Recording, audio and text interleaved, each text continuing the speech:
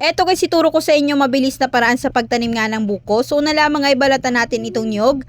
At pagkatapos nga nito ay maglagay tayo dito ng itlog at haluan natin ito ng aloe vera at haluin natin ito ng mabuti. At pagkatapos nga nito isawsaw nga natin itong nyog. At pagkatapos nga natin masawsaw ito lahat, ilagay na nga natin siya dito sa lupa. At pagkatapos nga itabunan lang nga natin ito. At sunod nga ilagay na nga natin itong natirang binati nating itlog at aloe vera.